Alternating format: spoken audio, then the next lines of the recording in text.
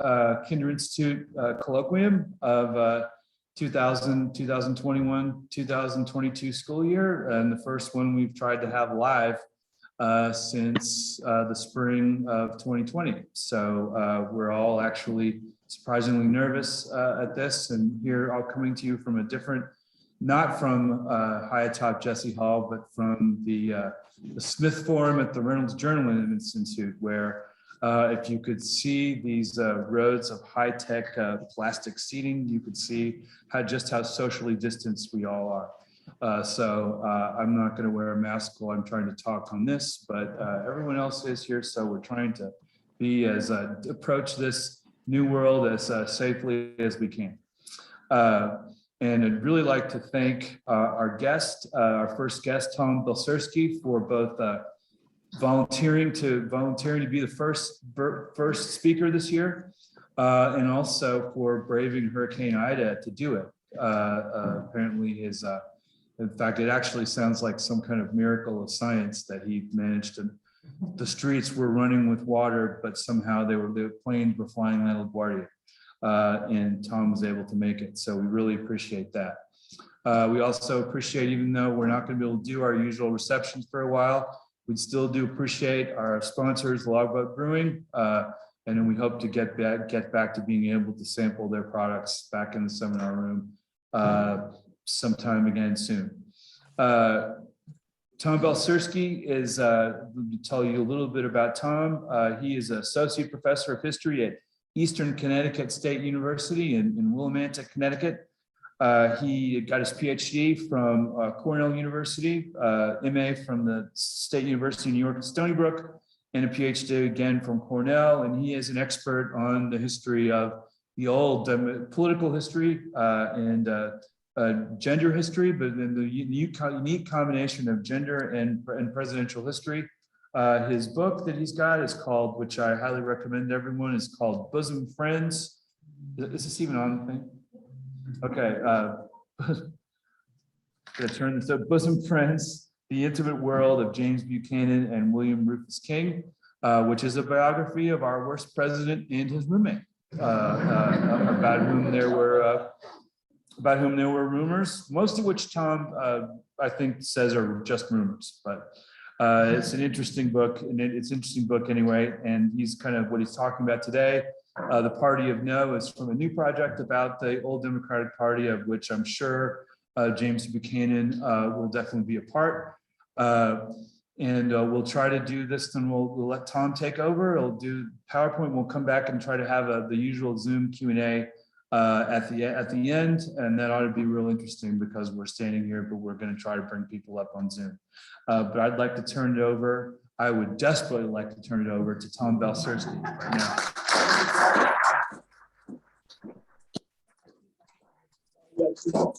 This one. Here we go. We're doing well. Yep. Oh, I saw that folder. We went right in there. Oh, all right. Thank you, Jeff. Good afternoon, everybody.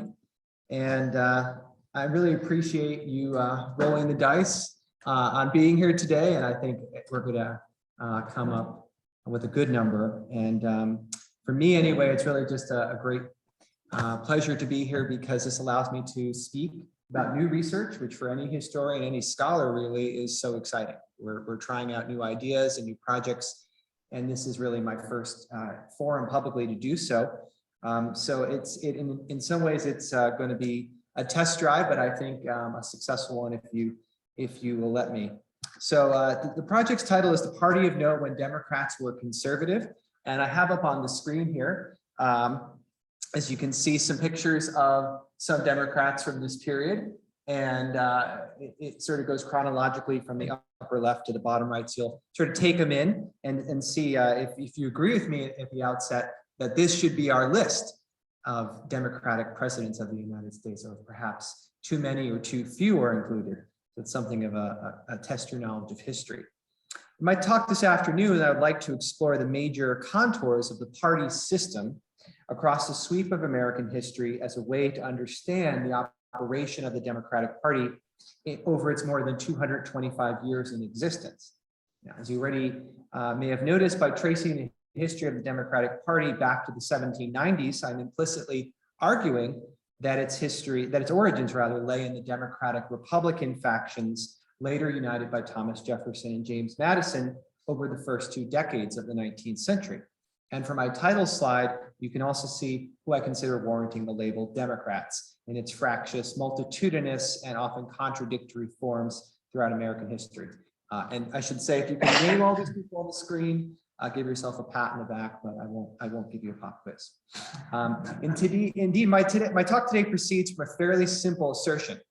The Democratic Party is America's oldest mass partisan institution. Nevertheless, the party's history has been surprisingly neglected for reasons that include a dearth of archival records at the institutional level to the real difficulty in finding an ideological or even an intellectual coherence in a partisan organization that has spanned more than 225 years. So let me pose some questions at the outset that have been animating my research thus far, and I hope that we can think through some of the answers together. But first, how and why did the Democratic Party come into existence in the first place? Second, who were its founders? You can already see that I posit Jefferson and Madison in this category. And what did they hope to achieve? Third, how did the party evolve from its founding principles through the 19th and 20th centuries into its modern day incarnation? What part did conservative thinking play in the evolution? And finally, as we live through our own contentious political era, how do we look back on the complicated history of the party and its leaders? Based on my initial findings, I want to suggest that significant elements within the Democratic Party, from its inception as an opposition group in the 1790s through its evolution as the party of liberalism in the 1930s, have embraced a core set of conservative values, beginning with Jefferson's strict construction of states' rights, anti-tariff, and anti-internal improvement views, continuing through the expansionist bent that doubled and then tripled the size of the original boundaries of the United States under Democratic presidents, and perhaps most significantly today, embraced a regressive stance on citizenship rights for African Americans, Native Americans, and women during much of its 151st years. Now, the table on the slide lists some of the factions that I have uncovered and that I think stand as sort of discrete elements within this long march of conservative democratic history.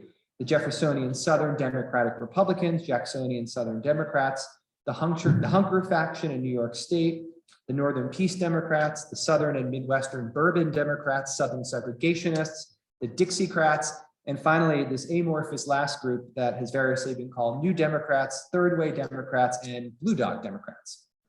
All I've identified as playing a significant part in the party's larger history. I note I will discuss some of them during the talk today, and I will look forward to hearing your thoughts on others of them, especially the more recent groups. So in all this, I want to argue that the Democratic Party has historically been the party of no, saying no to government overreach, no to federal spending, no to the rights of sovereign nations and tribes, no to the expansion of rights for those Americans who have traditionally been excluded from the political process.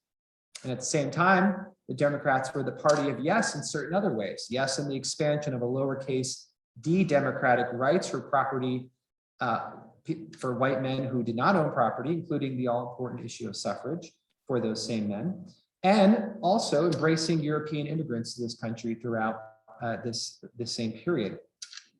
So how then to explain this contradiction between hard no's and firm yeses? I admit that the question becomes even more complicated when you consider just how many political positions have changed over the years, to the extent that there has been a kind of reverse polarity happening between the Democratic and Republican parties of the 19th century and the Democratic and Republican parties today. Clearly, the history of the Democratic Party is messy. So let me instead offer another way of framing this that presents a possible avenue of inquiry.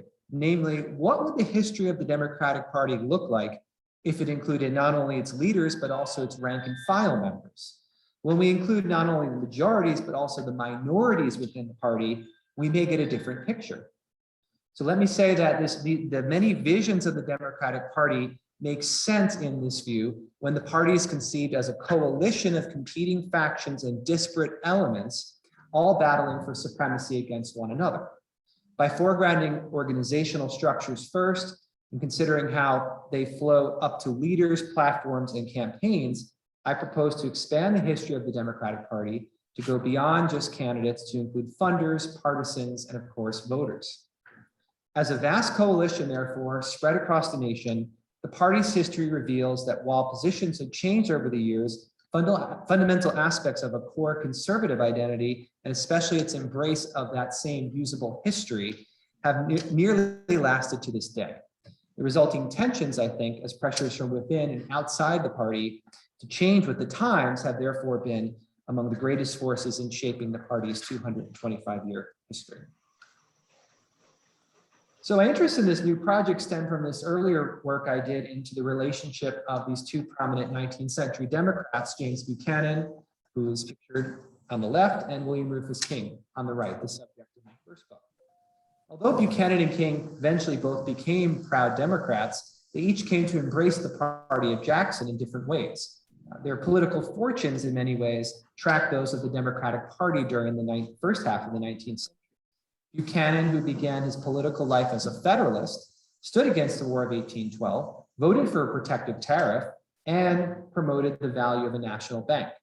By comparison, King, who emerged from the Jeffersonian Democratic Republicans, decried the tariff and the bank, and was one of the war hawks that supported the War of 1812.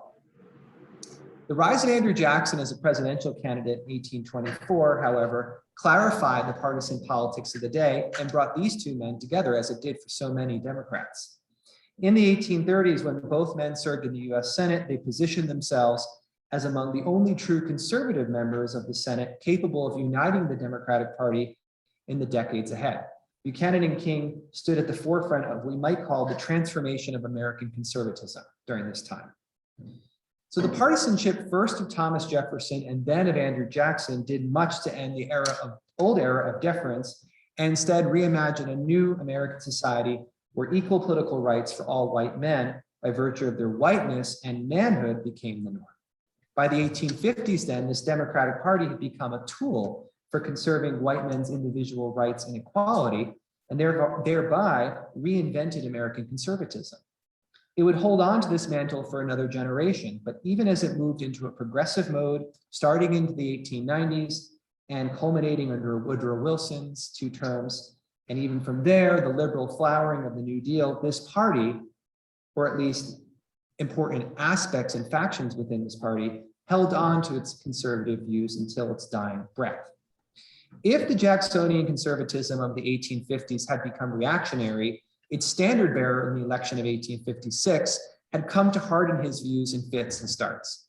Throughout his lifetime, James Buchanan couched his political views in more explicit terms of identity, often turning to the pragmatic conservatism of English theorist Edmund Burke, a thinker upon whom many antebellum Democrats, but particularly Southern intellectuals, relied to formulate their views.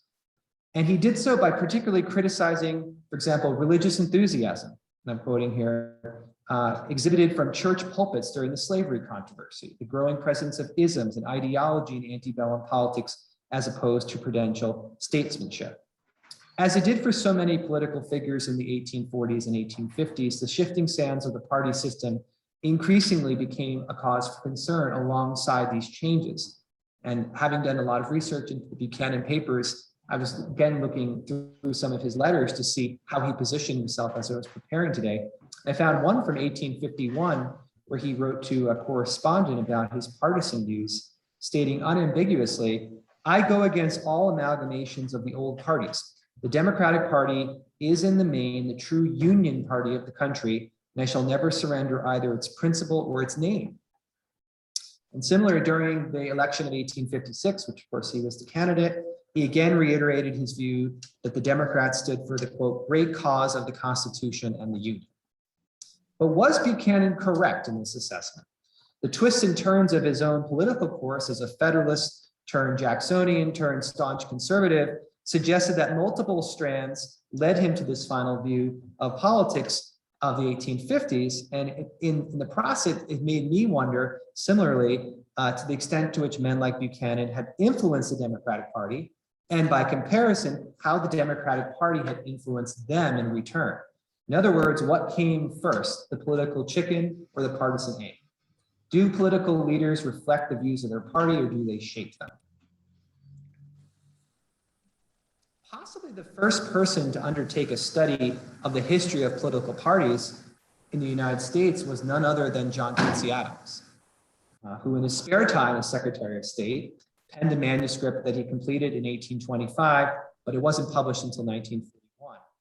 Titled simply Parties in the United States, Adams espoused principles of social repulsion as the basis of political parties in the new nation, adding that ethnic diversity, historical traditions, religious divisions, and sectional differences between North and South all contributed to their durability.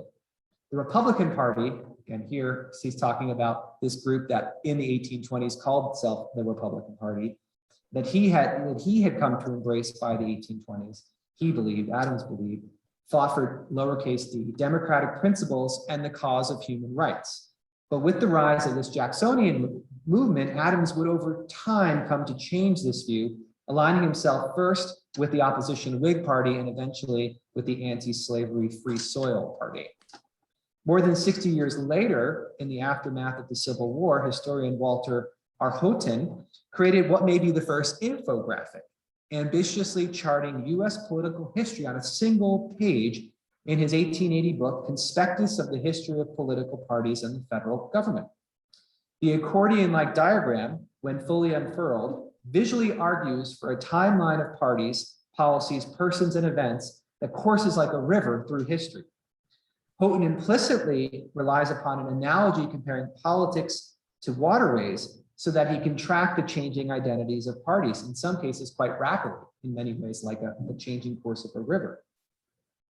And in this graphic on the screen, the political ascendance of a particular party is gauged by its rise above the center lines. Hence, you're seeing the up and down movement, while the thickness of the stream, in his view, indicates the party's relative strength to its competitors. Houghton's map, if you haven't seen it, is a classic of political history and has rightly earned its spot today on display at the Smithsonian Museum of American History in Washington, D.C. What I find most interesting about the schematic, however, is how, despite the many shoots branching from the river of party politics, there are clear connections over time between the very first presidential election, and even earlier, if you look at the political organizations cited during the Confederation period and beyond into the early Constitution, that goes all the way to 1880. We see continuities. So thinking back to James Buchanan and John Quincy Adams, we find moments where they converged and later diverged. Following Houghton's map for a moment longer, we find three periods of major change, or what scholars have sometimes problematically termed alignment. The first corresponds to what has been labeled the first party system, or the competition between the Federalists and the Democratic Republican parties, a period that lasted roughly between 1792 and the start of the so-called era of good feelings in 1820. For my purposes, this brought us to the Democratic administrations of Jefferson, Madison, and James Monroe. The second corresponds to the aptly named second party system, nominally a period of contestation between the Democratic Party and the Whig Party, but in reality, a messy patchwork of shifting political terrain, splinter groups, and third-party challenges. Here we see the Democrats Andrew Jackson, Martin Van Buren, James K. Polk, Franklin Pierce, and James Buchanan controlling the levers of power. Finally, as Houghton understood the world in 1880, the third alignment stemmed from the birth of the Republican Party in 1856, with its own set of breakaway disaffection and fusion efforts through the tempests of the Civil War, Reconstruction, and beyond. As you can see, the Democrats are clearly out of power in these decades. Interestingly enough, Houghton's map underscores the importance of these realigning moments in the life of so many major Democratic leaders. For James Buchanan, his decision to abandon the dying Federalist Party, represented by the flow of a pink stream into the larger green stream, led him to join up with the Democrats. But once there, he stayed the course into the yellow stream, which again is also labeled Democratic Party. By comparison, William Rufus King started out in the green course of the Democratic Republicans and flowed into that same yellow artery of the Jacksonian Democrats. Although neither man lived into the period of formal Reconstruction, Buchanan died in 1868, King in 1853, their successors in Pennsylvania, Alabama, and the rest of the country reflected the changing course of the Democratic Party in the second half of the 19th century. Likewise, John Quincy Adams, although the son of a Federalist president, aligned himself initially with the Democratic Republican Party, again in the green line, branched off with the National Republicans, another interesting group in pink, and flowed into the Whig Party for dropping into that free soilism line in a dark blue, very, very thin one. In and of itself, then, Houghton's visual aid, published in 1880, tells a remarkable story, so much so that he did what any sensible historian would do. He published a second edition into 1890.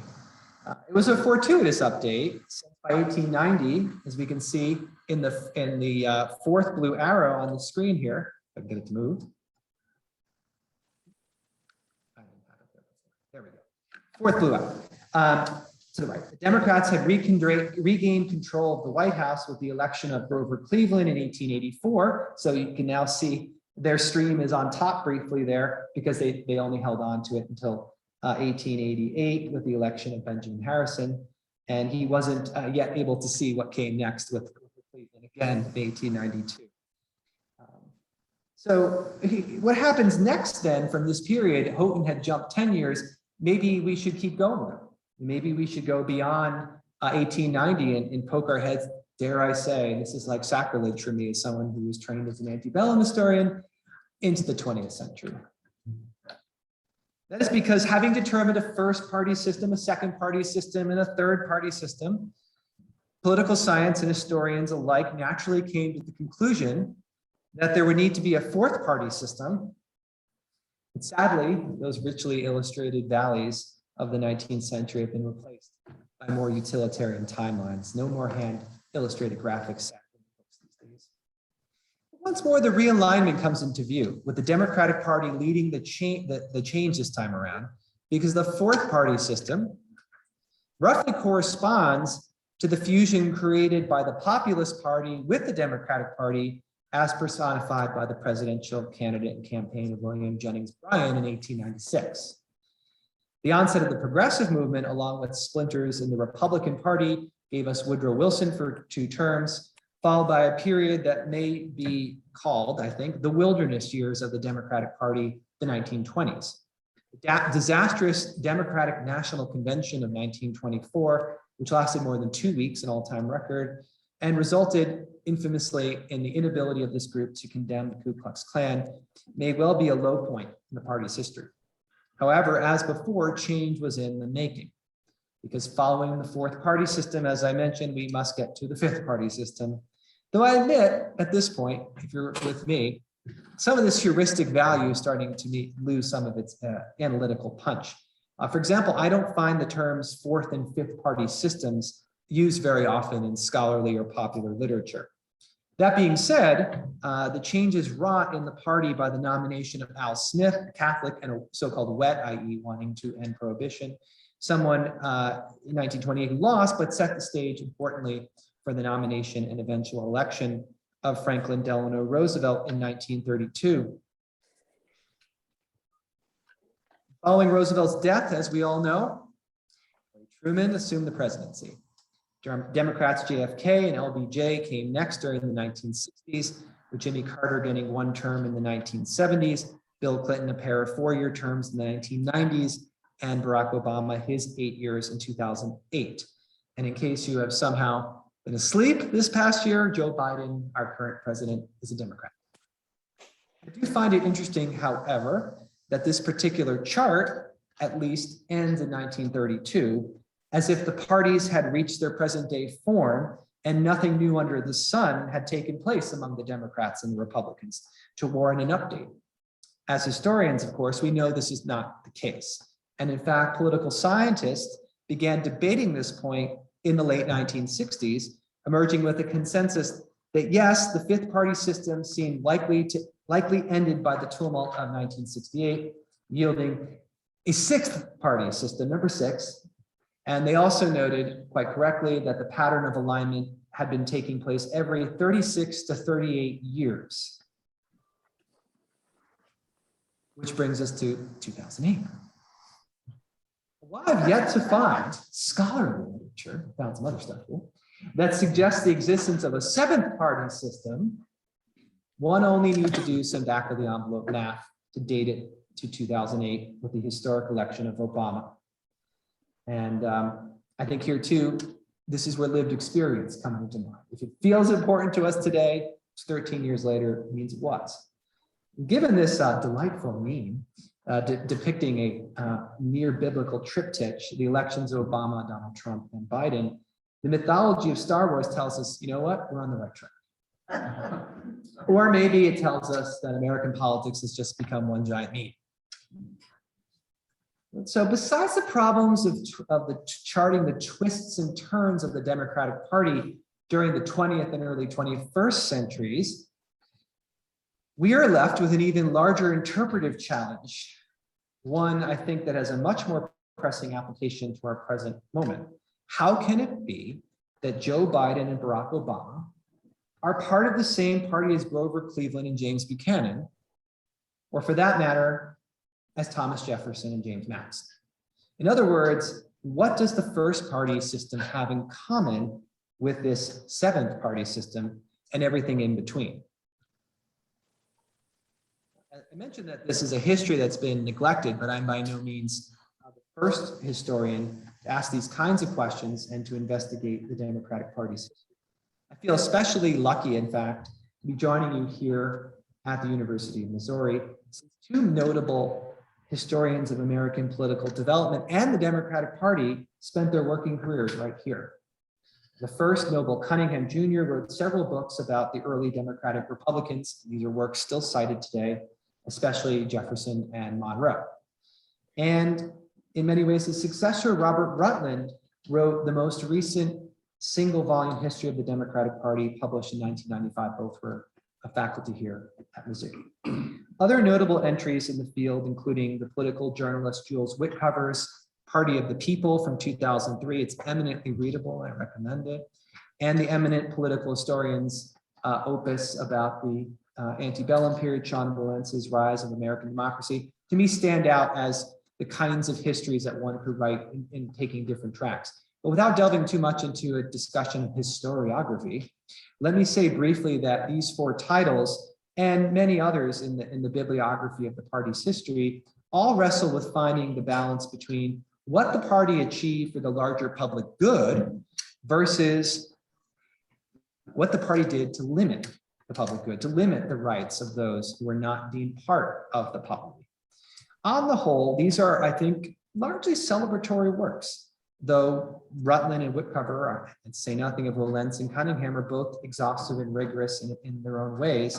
They are, I think, products of particular times and place, written by interpreters from particular generations of scholarship. And I find myself building upon them. At the same time, I find myself wanting to come up with a new synthesis of the party for the 2020s. But if these are the good, other less generous contemporary, I'll use the word commentators, have turned to unwarranted bluster in making the opposite case. In today's partisan media landscape, the party's history has elicited invective from commentators on the right. Most often they attack the Democratic Party's legacy on race and slavery with provocative, hyper-partisan contributions ranging from Dinesh D'Souza to Bruce Bartlett to Nelson Dawson. More than just an amusing debate on talk shows and social media, however, I think at stake is nothing less than the meaning of this party, America's oldest. Leaving aside then these extreme takes in the party's history, it may be more significant then to know what Democratic leaders and financiers, to say nothing of its rank and file members, thought of their own history. So if we can learn really what the Democrats themselves thought about their party's history and its origins, we may then be one step closer to understanding how that history has changed and how, again, present day Democrats have decided to move beyond this history. So I hope you'll agree with me then that the current public discourse presents a major problem. For without recognizing the realignments, the changes at work in the Democratic Party, it's easy to lose track of what came before. So there seems to be, and I wouldn't say this is the first time this has happened, a historical amnesia about the Democratic Party's history on both sides. What has been lost, I want to suggest, has been the very connections to the party's own history that persist over time, even to today. So my efforts thus far to find both leaders and rank and file Democrats begins with the formation of the Democratic Republican societies during the 1790s. Described by Jefferson as, quote, the very nurseries of sound Republican principles, the movement sprang up in Philadelphia and quickly spread around the rest of the country to number 42 clubs in total.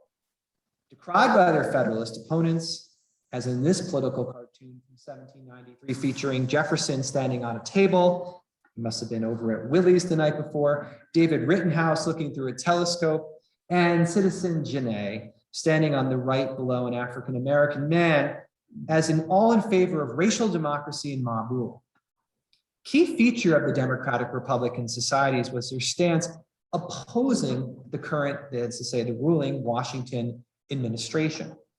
By opposing the whiskey excise tax, for example, in 1794, the societies created a forum by which they could publicly criticize the administration, holding up to the public the dangers of a government that neglected the needs of or interests of the people, while promoting their own candidates for political office. I call it a sly populism.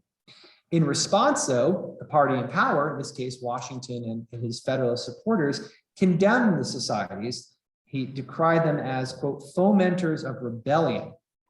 And when you are chastised by George Washington, you tend to take it seriously. And by 1876, especially after the loss of Thomas Jefferson to John Adams in that election, the Democratic Republican societies had all but disbanded. Yet already a key facet of the Democratic Party's DNA had been forged in the process. It could credibly declare itself opposed to elitism, overreach by the federal government, and the supposed anarchical tendencies of the Federalists. With prominent figures such as Alexander Hamilton and John Adams as enemies, the Democratic Republicans learned another lesson. It's easy to gain political advantage by attacking the opponent from a position of an outsider. We've already seen the realignment of 1824, in which that green Democratic Republican stream turned as if by magic into the yellow Democratic Party stream, wrought a major change within political organization around the country. Martin Van Buren, then a United States Senator from New York, envisioned a way to bring together the competing forces on display during that contentious election of 1824 into a united front under the figurehead of Andrew Jackson. To Thomas Ritchie, the editor of the Richmond Enquirer, Van Buren wrote famously, political combinations between the inhabitants of the different states are unavoidable, and the most natural and beneficial to the country is that between the planters of the South and the plain Republicans of the North. The newly transformed, to say nothing of being identified, Democratic Party nevertheless continued to struggle to determine itself, what it stood for. Jackson, like Jefferson before him, was its nominal head, but the messiness of party division still rankled its operations. Here we can also get a glimpse into how rank and file Democrats organized themselves into cohesive units. In October 1829, for example, the Jackson Democratic Association was formed as a kind of political auxiliary to the new Jackson administration. Even before Jackson had become the party's lion, he was celebrated with annual dinners to commemorate his victory at the Battle of New Orleans back in January 1815, part of a culture that has been described as being in the midst of perpetual fetes. The celebrations continue annually and played an important part in Jackson's election campaign in 1824 and again in 1828. Arguably then, some of the party's foundational mechanics came from these gatherings, which over time morphed and grew into national conventions.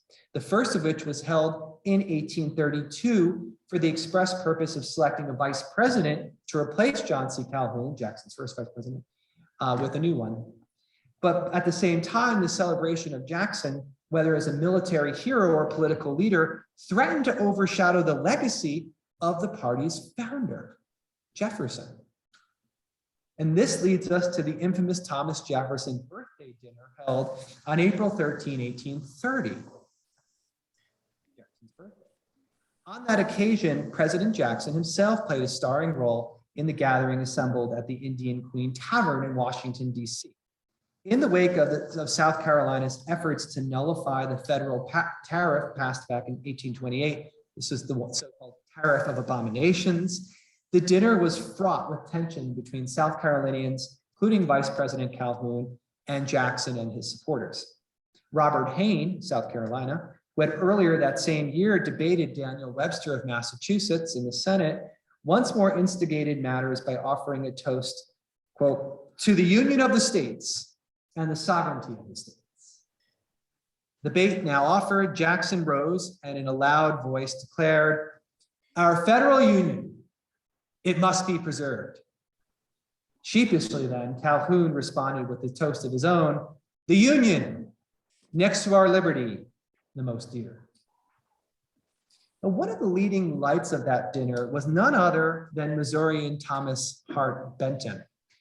I'm still trying to find the exact reason as to why the dinner was held, but my supposition is that Benton may have been its originator.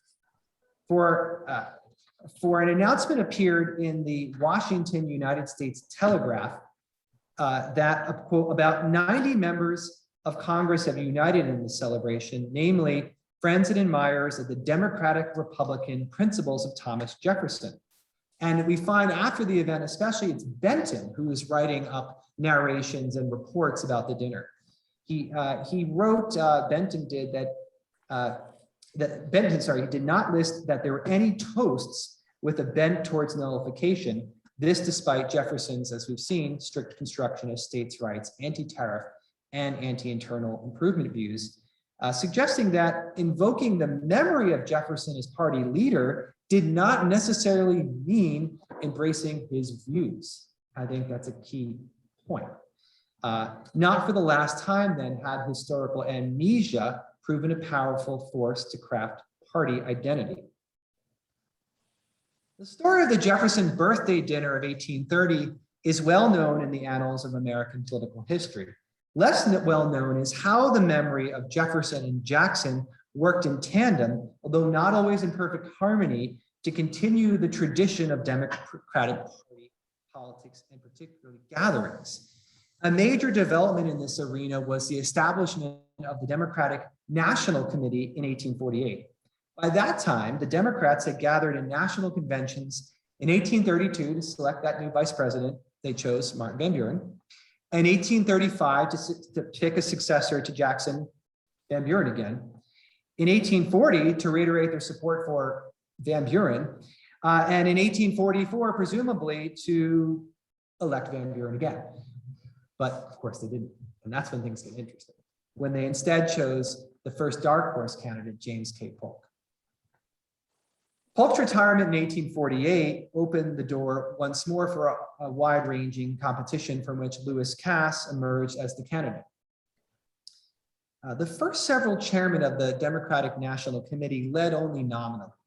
The position was largely ceremonial. Benjamin Hallett of Massachusetts, the first chair, was succeeded by Robert McLean of Maryland and David Smalley of Vermont, who each served four-year terms coinciding with these national conventions. In between, they seem not to really have done anything on behalf of the party.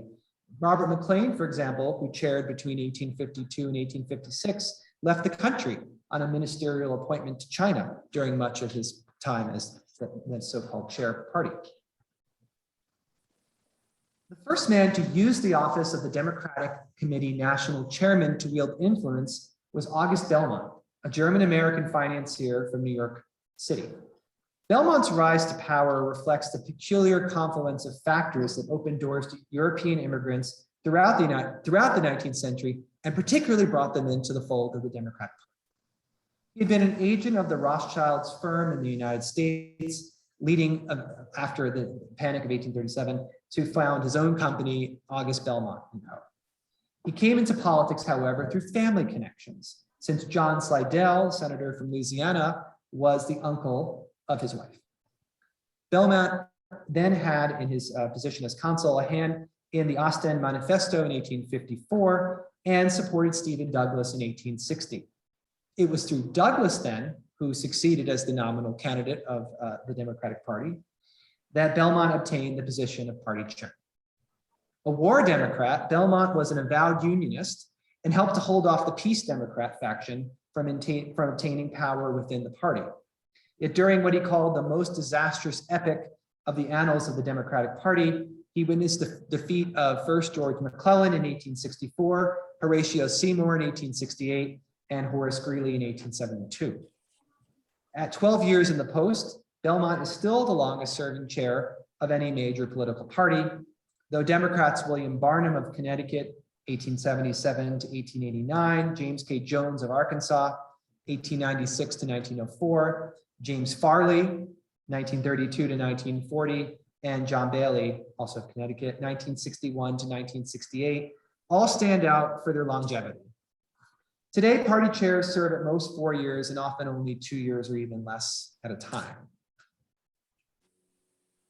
So the evolution of the Democratic National Committee from ceremonial to official is not the whole story of the party's organizational efforts, however. As we have already seen, societies and local clubs have also proven crucial through the years. Very often such clubs sprouted to booster for a particular candidate. The Buck clubs for James Buchanan in 1856 were particularly memorable to me in my research. And they often disappear just as quickly. Even with a national committee, the party lacked a way to harness the efforts of local organizations into an effective structure. At the same time, the party's history evolved with the changing times. And I think this is interesting and again, timely for us here today. After the Civil War, Thomas Jefferson's reputation perhaps hit its all-time low, although I question if it still has more to go here in 2021, due to his views on secession and slavery. However, Jefferson's fortunes took a turn for the better with the publication of The Domestic Life of Thomas Jefferson by his granddaughter Sarah and Randolph in 1871. The timing is especially curious since in their embrace of Jefferson, I should say, Southern Democrats of that time seem to have also implicitly been rejecting Jackson as the party's guiding light, this in the 1870s. The shift mirrored a larger reconciliation underway between Northerners and Southerners, which in terms of the Democratic Party's history yielded the so-called bourbon Democrats, who flourished between the 1870s and the early 1900s, which stood for the most part for two very simple but connected principles: white supremacy and economic reentrenchment. In 1886 then, with Grover Cleveland in the White House and Democrats controlling the House, the Democratic Party sought to organize itself anew. Led by the Young Men's Democrat Club of New York City, Democrats from 21 clubs around the country met on April 21st, 1888 at the Hoffman House in New York City. At this meeting, the party leadership settled on establishing an organization called the National Association of Democratic Clubs. In its constitution, the organization declared as its stated aim to disseminate Jeffersonian principles of government, as well as to bring together the many local clubs around the country under one umbrella. Founded on July 4th, 1888, the leadership of this national association included party regulars like the Democratic National Committee chair and members of the committee, as well as people from industry and particularly publishing. This is where William Randolph Hearst would enter the story in 1900 as chair of this organization. The National Association of Democratic Clubs of the 1880s, I think, echoes the earlier Democratic Republican societies founded in the 1790s, but perhaps in a different way. Although they had Grover Cleveland in office, they had been out of power for nearly 30 years before then. Like the Democratic Republicans of an earlier period, the National Association of the 1880s wrestled with how to interpret political developments of their time, the 1880s, 1890s, through the lens of history. About the populist movement of the 1890s, for example, the National Association declared its principles as part of the party's core identity. Quote, Jefferson having been the greatest of merely human anti-monopolists, the democratic societies must necessarily become the natural political homes of the Granger and working man, and of all who hold that taxes should be moderate and expenses limited, that labor may be lightly burdened. Whereas the Democratic National Convention convened over the summer to choose its candidate and iron out a platform, in 1892, for the first time, the National Association of Democratic Clubs met in October to rally the troops for the campaign ahead. Their efforts arguably helped to return Grover Cleveland to office that fall. Now, the year 1897, following the momentous losing campaign of William Jennings Bryan, seems to have warranted another reckoning within the Democratic Party. Among conservative factions, it also brought a renewed interest of looking back to another of its party's founders, of course, Andrew Jackson. One organization, the Jackson Democratic Association, held an annual banquet on January 8th, which again, this is Jackson's birthday, it's the day it was often held, 1897, in honor of Jackson's victory at the Battle of New Orleans. The program featured prominent Democratic elected figures. I won't read all their names, but suffice it to say they were people who we sort of identify as the core bourbons of the period, that group I mentioned. In that same year, the tradition of the Jefferson Day dinner resumed under the auspices of the Executive Committee of the National Association of Democratic Clubs. The committee wished to declare its, quote, fixed determination of the party to maintain and pursue the fundamental principles of Jefferson until they should be completely restored in the administration of the federal government. Importantly, I think these were not the populists who had fused with the Democrats and brought Bryan as forth as candidate, but rather the more regressive, conservative wing within the Democratic Party. The selection of Adlai Stevenson, the first grandfather of Adlai II, in 1896 as running mate to William Jennings Bryan, similarly, I think, underscores this fissure among Democrats, among the Bourbons and the populists. So even as the party was evolving, especially in terms of things like monetary policy, it could stand united on opposition. This gets again to its conservative streak, to civil rights of any kind for African Americans in the South, to suffrage for women, then a growing movement, and ultimately against any kind of federal overreach, i.e. it still was the party of states' rights. The party's commitment to philosophy of states' rights, I think, is coming right out of the Thomas Jefferson playbook. So it shouldn't surprise us then that the tradition of the Jefferson Day dinner continued for years to come, even as actually the National Association of Democratic Clubs fizzled into obscurity as a political organization. As it turned out, the invocation of Jefferson and Jackson would become an important way to unite the various wings of the party at key moments, even again as its national focus drifted first towards progressivism and then full-blown liberalism. So how then did the Democratic Party find its organizational mojo in the 20th century? They did so by embracing a version of its own history. As part of a recent research trip to Washington, D.C., I came across a series of intriguing programs from the first of these Jackson Day dinners. Starting, you can see here, 1936 was the first that I found, and continuing all the way through 1946. And I also want to suggest this is going to lead us to the newly christened Jefferson-Jackson dinner with a hyphen, which will begin in 1948 and continue in 1950, 1951, at least the programs I found, but evidence suggests it continued well beyond that. I had remembered recently hearing about the Jefferson-Jackson dinner in the news, and more about that later, but I hadn't realized just how important these events were to the party's history. On the national level, the Jackson Day dinner and then this Jefferson-Jackson Day dinner hybrid gathered the party's political leaders, donors, and elites for one important night. They served as a major fundraising event for the party in its campaigns, and it also could be a platform for important political speeches. FDR himself delivered numerous addresses to both the Jackson Day dinner and the Jefferson Day dinners, and adapting Jackson's democratic principles to the challenges of the 1930s, we once again see how Roosevelt sought a usable past. He sought a way to sort of square the circle of New Deal liberalism and Jacksonian democracy. This is FDR.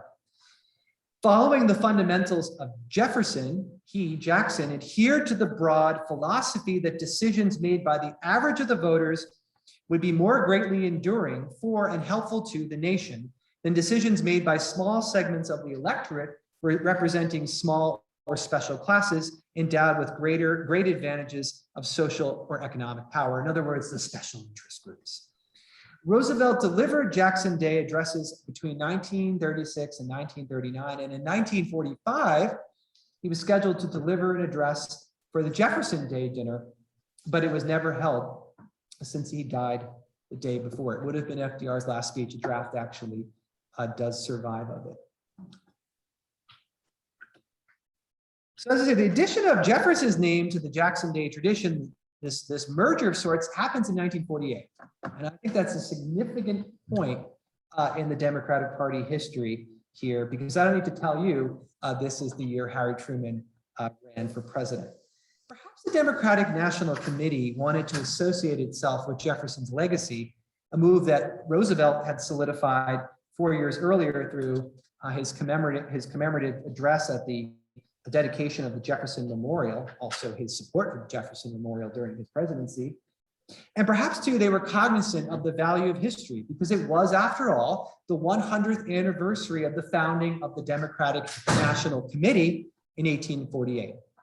So the dinner committee had, history on its mind in 1948. And they again reached back to the well of Jackson and Jefferson. In that year, Harry Truman asked Wilson W. Wyatt to chair this event. Wyatt was a Kentuckian and a former mayor of Louisville, and he had proven to that point already invaluable in uniting the party around the nomination of FDR and Harry Truman in 1944. Along with Eleanor Roosevelt and Hubert Humphrey, he helped to found Americans for Democratic Action, the ADA, a liberal public interest group with strong anti-communist interventionist tendencies that he subsequently served as first chair, someone who should be better known. We're going to learn a little bit about this Wilson Wyatt, great Democrat name, by the way.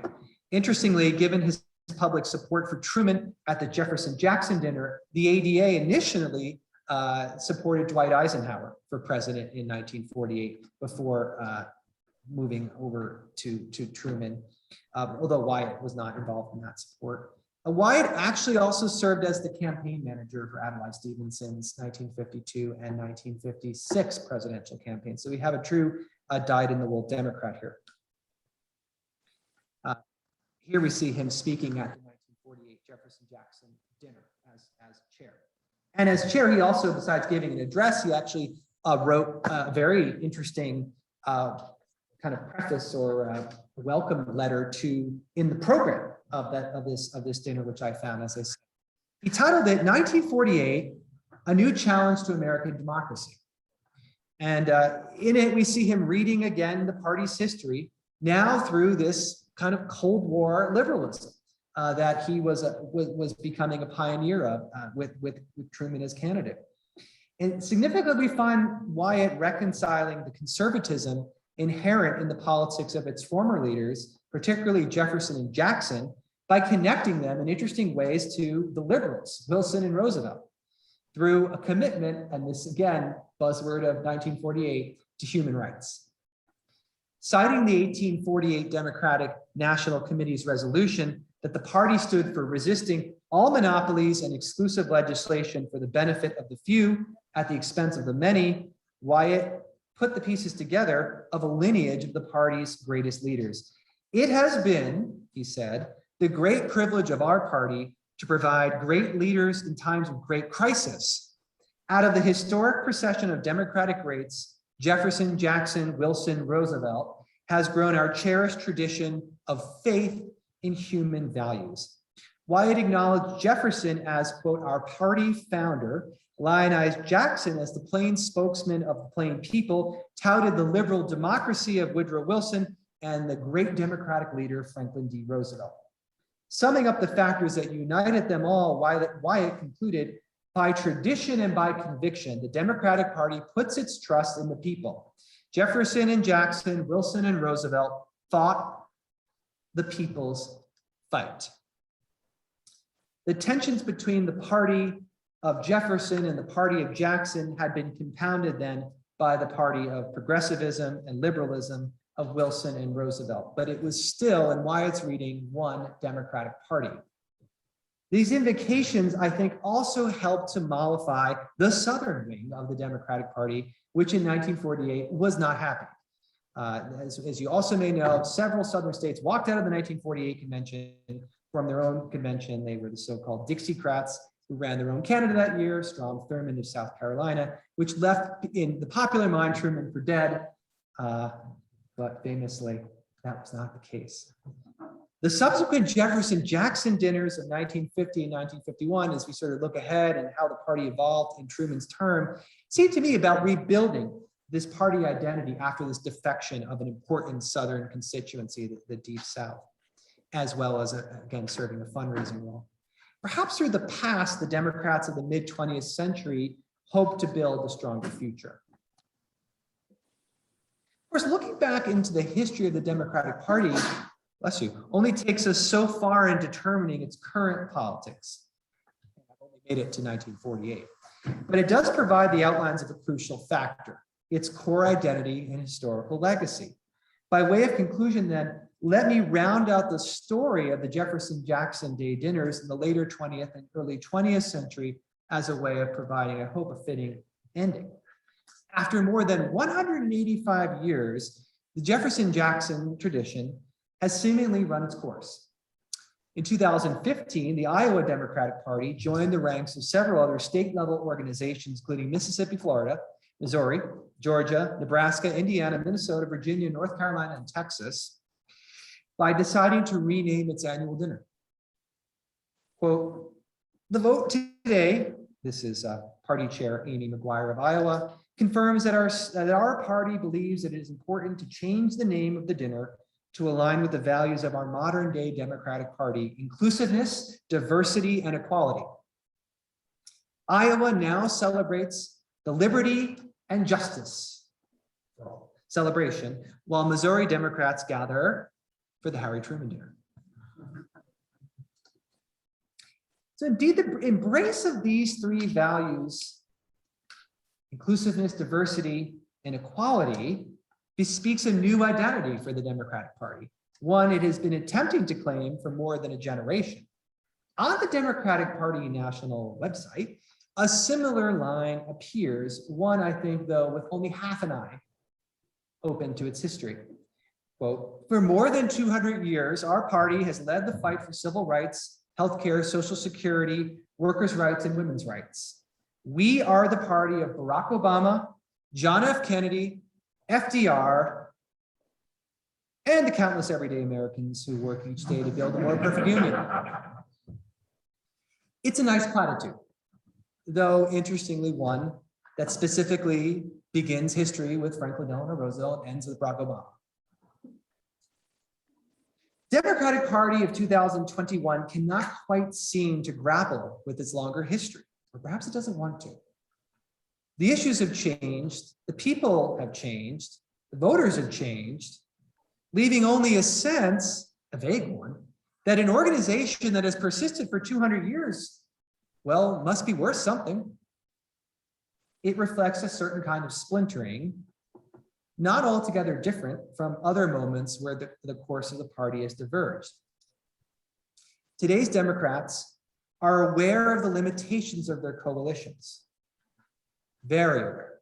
Take, for example, the insight of New York Representative Alexandria Ocasio-Cortez, who noted during the 2020 Democratic primary, quote, in any other country, Joe Biden and I would not be in the same party. The broader party, she asserted, can be, quote, too big of a tent. How the Democratic Party deals with the divisions within its big tent, I think, could well define its success in the future, as I've tried to suggest today, define its success in the past. Its contemporary struggle for coherent identity, to say nothing of an ideology, means that the Democratic Party is, like all of us, struggling. Democrats of prior generations also struggled, though, with these same questions, with these same basic questions of identity, of the values for which the party stood, and the best means of achieving political ends, all in the face, let's not forget, of an opposition party, whether it went by the name of Federalist or Whig or Republican.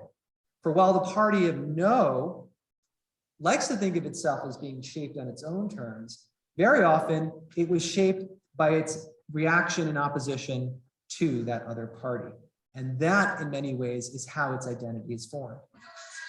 So let me then try to make one more claim for significance here today of the history of the Democratic Party. Thinking back to where we began, those rivers of political history. The process of partisan identity formation took many twists and turns and encompassed the leadership at the top and the rank and file members below. It encompassed elites and everyday people and voters. From this point of view, the history of the Democratic Party offers, I think, then a history of America itself, albeit one in which those who could be included in the political process was circumscribed by factors as old as the formation of the nation itself. In this sense, in how the Democrats have come into being as a fractious, multitudinous, and often contradictory political party, I hope then today the story of its past has come into at least slightly clearer view. Thank you.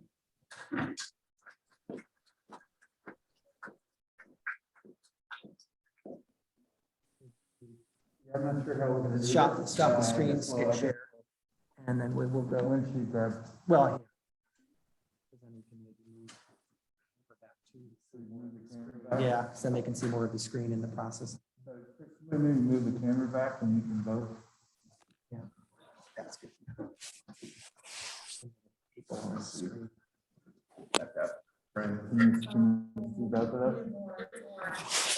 I mean, I'll go over. I'll go over between the plants. That's good, but back to where it was a little bit. There we go. Yeah. They were both in. All right. Yeah. Hey, well, okay. I'm going to take this off now. Well, thanks, Tom. There's a lot to think about there. I don't know. I should have taken you. I guess I took you on the tour. You didn't realize I have above my, well, actually my old office, but there is a like an extension of that potent thing that goes all the way to Obama. Wow. That's in the hand drawn. Well, I don't know if they probably computer drew it, so I don't know if you'd agree with all the. When we go back up, I'll show you the complete theory. We'll start with some questions here. Who's let's start with the live audience. Not that you aren't all live out there, whoever's out there. Who's got a question for Tom?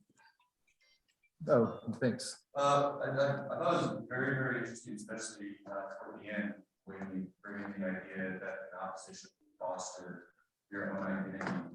Do you think that the no of the Democratic Party that you pose is now squarely rooted in the no, we are not the Republican, the current Republican Party?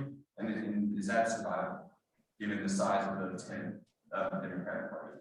Do you think that's what's holding it together? Is that they are not Republicans right now? I think it's a fair point. It's sort of like one of the axioms of logic that it's A does not equal to B. I mean, in other words, yeah, I think by being able to clearly delineate yourself in opposition to another coherent group, you inherently get a sense of identity. So we are not this, we are not that. But I would actually say, and this is sort of my tentative conclusion, if anything, the Democratic Party is a party of no to its history. I mean, it's saying no to Thomas Jefferson and Andrew Jackson in really, I think, profound and interesting ways. To say nothing of Woodrow Wilson, who got axed there at the end as well. So it's sort of a nihilism about this longer history. It is in sense, I think, embracing its party turn towards as being a party of yes. And it's sort of like it's sort of no towards its past. That's how I would say. But it's also to say that it's always been defined in its history as being opposed to another party, to being no, we are not these people. So I would say, yeah, it's actually really well said. And maybe the other way to answer it is it doing so any more today than it has in the past?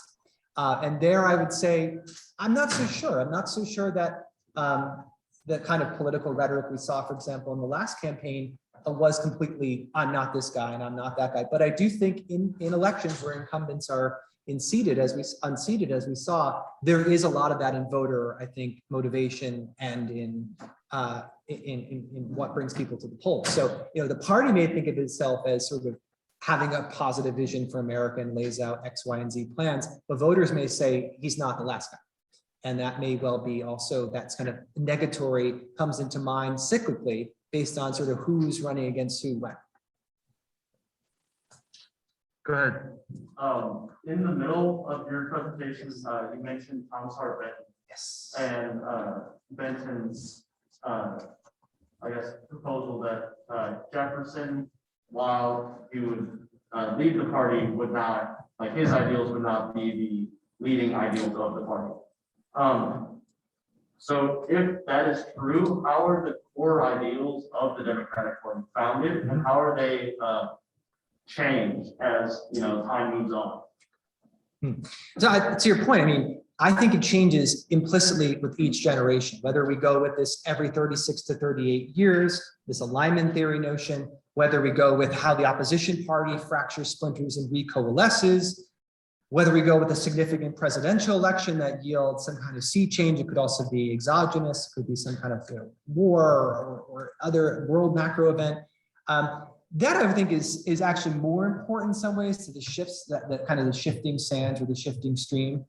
But particularly, I think in the tradition of transition to Jefferson to Jackson, we truly was, again, passing of a generation. Of course, we know Jefferson passes away on July 4th, 1826. So that does put us then only 4 years after. And I think that's part of actually what motivates Democrats to hold the dinner, sort of in memory of Thomas Jefferson, who had just passed away, but also to recognize that they had elected Andrew Jackson. And there's sort of no denying the kind of who your current leader is. So there's almost, I think, another way I sometimes think about it, it's like the king is dead, long live the king. I mean, there is this like element in which the new leader replaces and becomes sort of vestigial, like all the things that came before him, but of course cannot be that same person. He cannot be the body of Thomas Jefferson. He's Andrew Jackson. But so principles and sort of ideology linger though longer, I think, than candidates. And I think certainly the longest, stickiest piece of all is memory and history. So, sorry, just Sure. reading up on that. Then, as the Democratic Party is such a large party and holds so many different ideologies within the party, how does the shifting of leadership fully represent the party when there is somebody who, I mean, like AOC said, me and Joe Biden wouldn't even be in the same party. How does that shifting of leadership represent, I guess, correctly the entire party? Well, I think it's interesting. Think back to Martin Van Buren for a minute. He talked about New York and Virginia. He was talking about two states. He could see a world in which by bringing together the two most populous, most electorally significant, to say nothing of representative of their regions, North and South, that he had done the job, right? He'd done it. All you had to do was get New York and Virginia to think and vote the same way. You've got a country. 2021, it's much more difficult. It's to say we're a much larger nation, 3 times as large, at least continentally. And I think that's part of the story here, is how the incorporation of different states, particularly in the West, changes the political calculation. It is what brings us William Jennings Bryan in 1896. So it's partly sort of what's the composition of the United States at that time. But to sort of rebuke the quotation from a current representative, it's you take the good and the bad, I think, with the two-party system. It truly is interesting to say that the United States, I think, is the only major democracy with a two-party system in the world. To me, I think the rest of them, but someone help me here, there's more than 2 parties. In other words, this is a very special, if not unique, feature of political development. I mean, the British are fairly close. Yeah. Sometimes 3. Well, so Tom, I'm going to get the questions here, but I think one thing I'd like to hear you talk about before we end is what are the core? I mean, you seem to believe in the continuity. Like you put up the whole, we've talked about everybody from Jefferson to Joe Biden. So you seem to believe in the continuity, but I'd kind of like to hear a little bit more about what you think the continuity is. I mean, I have some idea. I would probably go a lot farther than you. I think maybe would in talking about what some of the continuities are, but I would sort of like to hear, because that seems like important. In other words, otherwise it's just like a string of people, you know, or it's just I hate this political science term. Sorry, political science is that, you know, it's just like path dependency, right? It's just like there's a group that goes, there's just a thing that keeps this inertia. But I think you've hinted around some ideas that maybe do carry over, even though they're not always seen expressed in the same terms, right? You know, it's funny, like inclusiveness probably was a democratic value all the way. Just originally it was inclusion of immigrants or inclusion of Catholics or something like that. You know, it wasn't inclusion. The veil of inclusion is expanded, expands at different points. But the principle of it, maybe. I don't know, but let's go to other questions here. I was curious if there, especially with the early Democratic Party, there was a sense of some like pre-Jefferson like philosophy they traced themselves to something British or farther back. Yeah, and on the screen, I think it might have mentioned the Whig Party and the Court Party. I want to say those are the names. I mean, I haven't spent as much time researching it, so I'm definitely open to some people commenting on this. But it just seems to me what I've seen is that first of all, there is great divisions created by the Constitutional Convention, and there was great divisions even before that, the Articles of Confederation Congress and the Confederation Congress. And there are moments where parties seem to form in different colonies. I could think of New York and Virginia in the 17th century come to mind with like Leicster's Rebellion and Bacon's Rebellion. So I think there are important moments, but there's never a coalescence in a way that produces what I think is demonstrably a first party system. So I'm not really sure for my own project how important it is to try to trace those roots even deeper. I will talk about it, I think, in the first part of the book, but I'm not really sure, even for myself, how much of a lineage they really trace to say even colonial parties. I mean, I don't know if they did that very actively. I mean, there certainly were some of the pre-Jefferson figures who kind of were still around and picked sides. You know, Sam Adams was, for instance, was one who ended up as a Democratic Republican, and of course Tom Paine, I guess. And I guess if you wanted to look back to a pre-1790s document, it'd be Paine, I guess. I would think, I don't know, but that's No, it's your sense. talk. No, you're so right. I mean, this is where people end up. That's a good point. Whether that is, whether when they were sort of flourishing, like Benjamin Franklin is, I think, an unclassifiable partisan. I don't think we can call him. Oh no, not in the 70s. Well, I mean, he's dead, but his grandson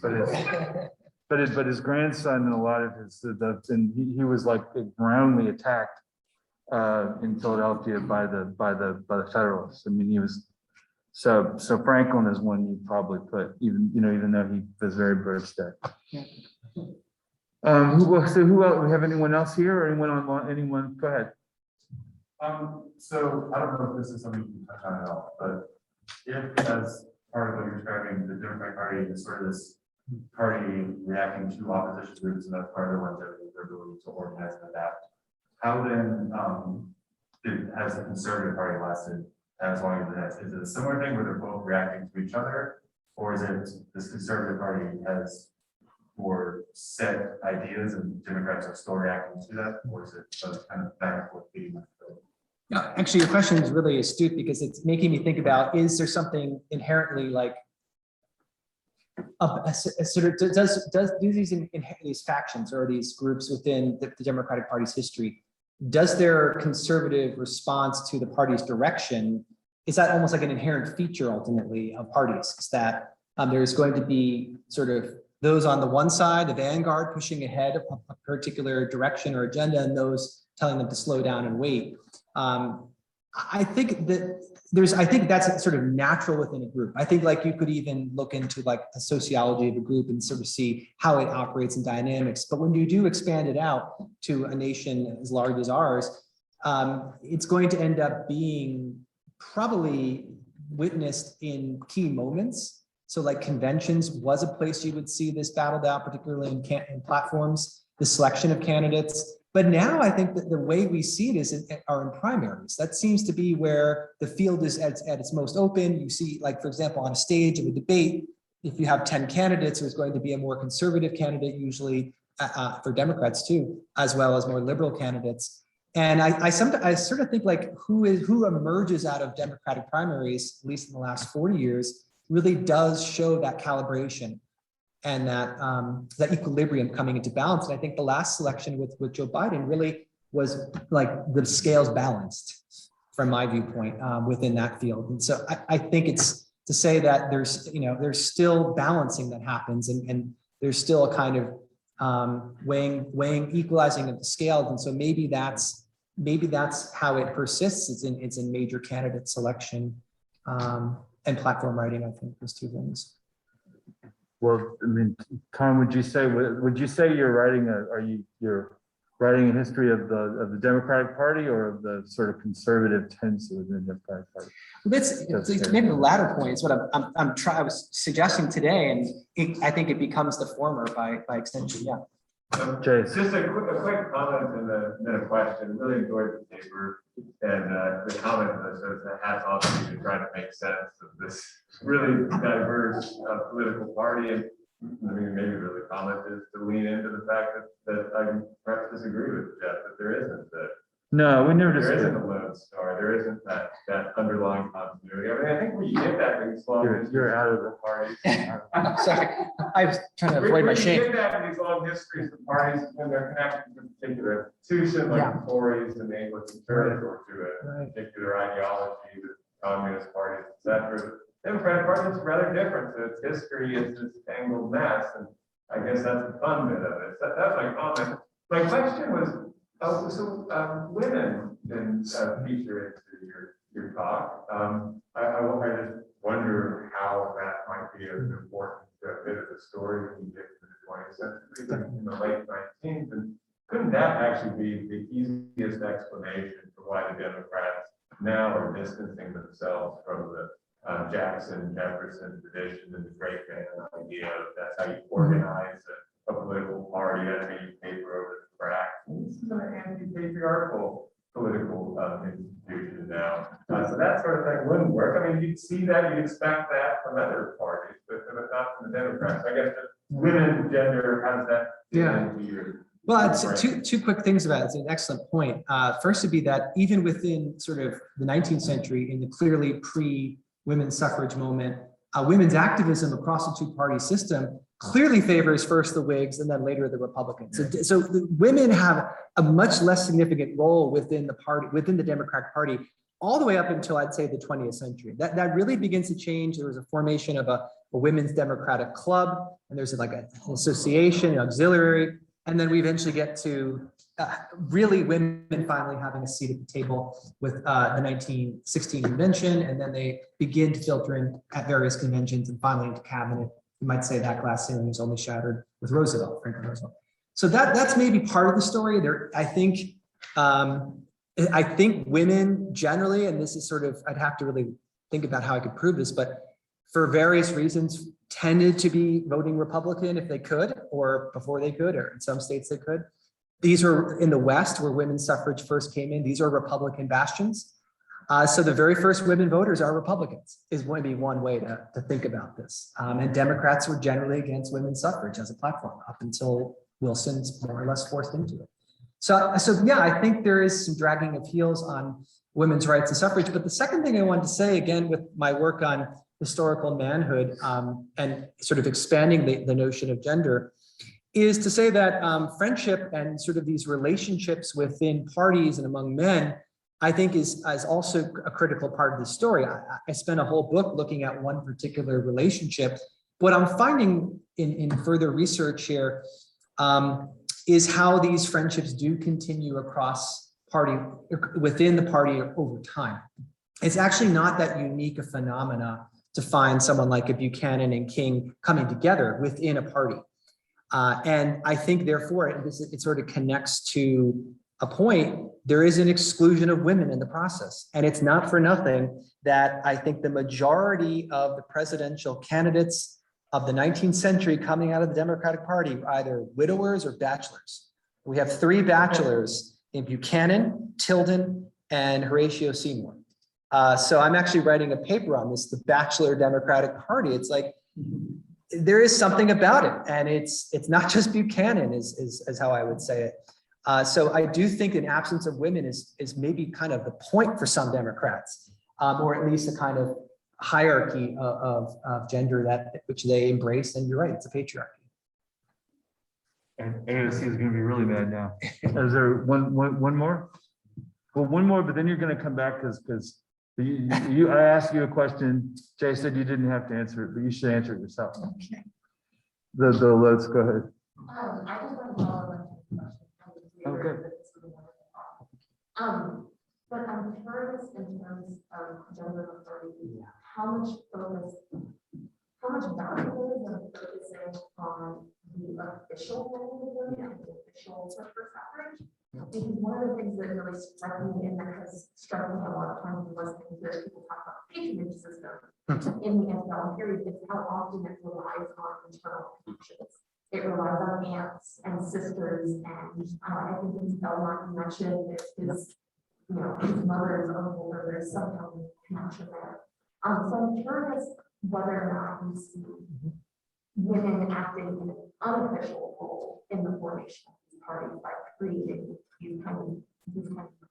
No, absolutely. And I think the best work that's been done there has been in the early republic. I mean, I'm thinking about this seminal, really, I should say germinal, role of Dolly Madison in this, exactly what you're talking about. I mean, literally the glue of the Madison administration and arguably the Jefferson administration within the social world, but that translation out of sort of social events and calling and what it was kind of women's political work into much more active and engaged patronage work.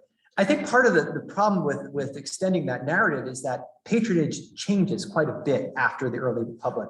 I mean, it's a fundamentally different kind of system, a much more impersonal and larger and vaster one by the antebellum. And then by the time we get to poor James Garfield, I mean, literally, as we all know, he's shot and assassinated over a patronage position. It's become a sprawling beast that's outside of anyone's one purview.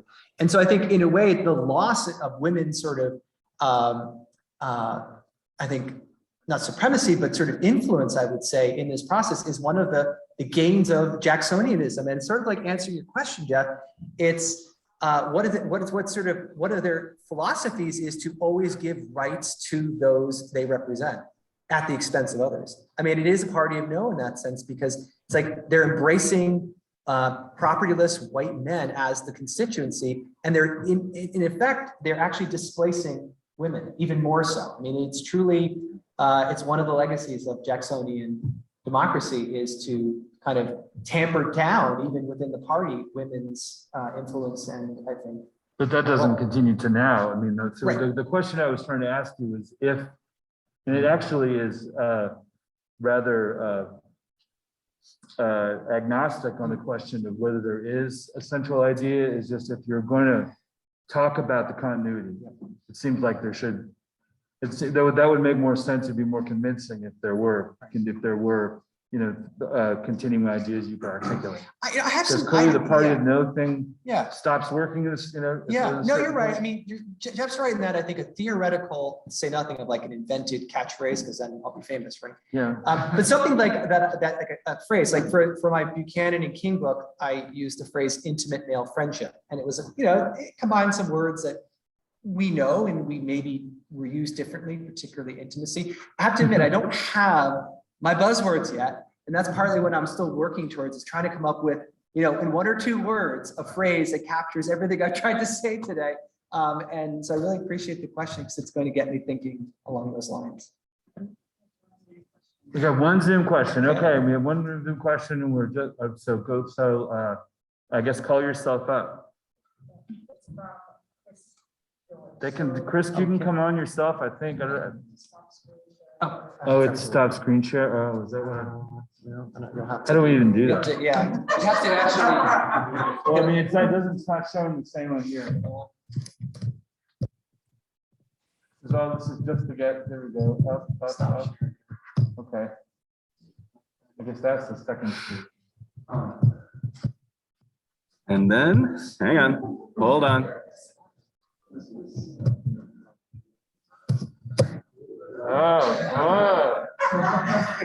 Okay, now let's do Wait. it.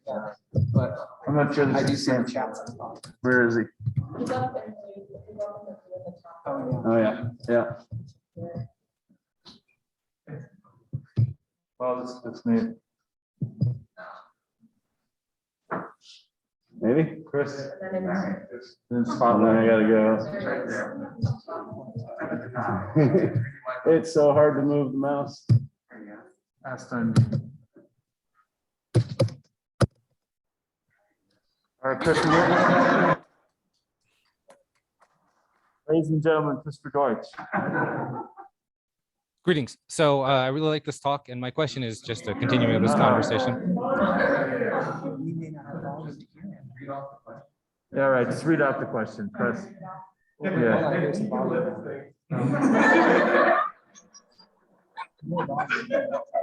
Try again, Chris. Hey, everybody.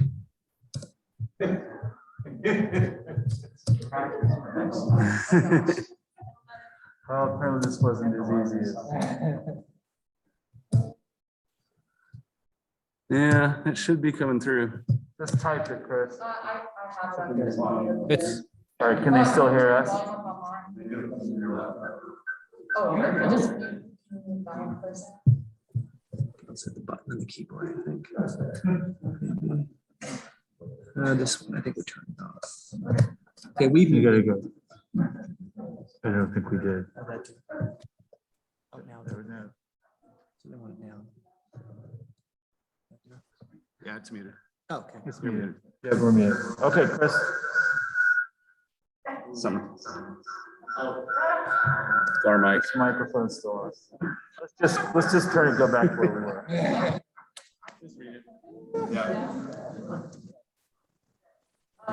So his question is basically, it's following up on this idea of women in the Democratic Party. Yeah, sure. And so he is asking, I'll just read what he wrote. He said, my question is linked to women Democrats and the party's lack of official outreach to them until after the 1920s.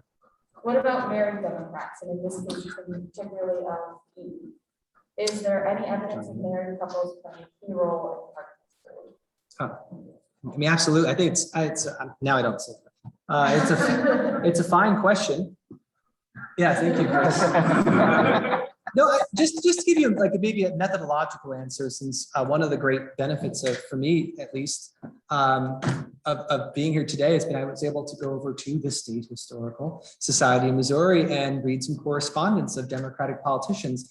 And let's just start with the fact that the best letters in manuscript collections among politicians typically are the home letters, those written to whether it be wife or sometimes children, that give us an insight into the workings of what's happening in Washington, D.C. among members of Congress. So at the very start, you've got actually your best possible insight. Always read the family letters and the personal papers if you can.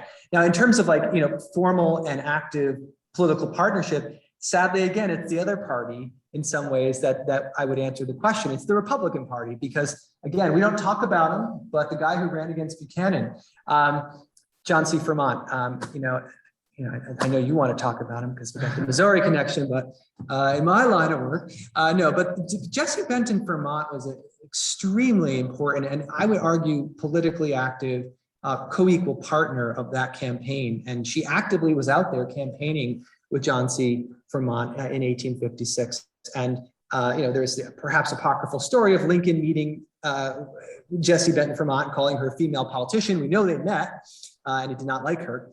Because she at that point was petitioning now in a less political mode, but in the military one for Fremont's reinstatement or appointment, forgetting the exact circumstances in 1861.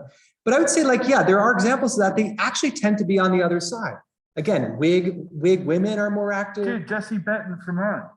Whose daughter was she? Yeah, Thomas, Right, but that's the right. best part is that It's like Thomas Hart Benton does not support his son-in-law in 1856.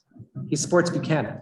I mean, it's actually interesting. That's a family fissure, I would say.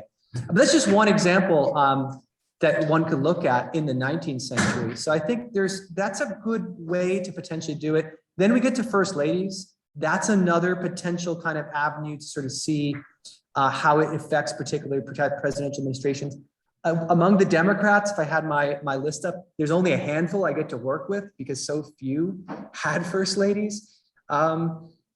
And so there aren't really significant political partnerships truly, though, of the kind maybe we'd want to identify as such, Chris, until Franklin and Eleanor Roosevelt would be my best answer. Although increasingly I'm convinced that Edith Wilson literally was the president for 2 years. So, I mean, I've been reading more and more about her important role after Wilson's stroke. So that's a different kind of partnership, but I think would certainly be one I'd want to consider too. Well, let's thank Tom Balcerski, and we're going to edit.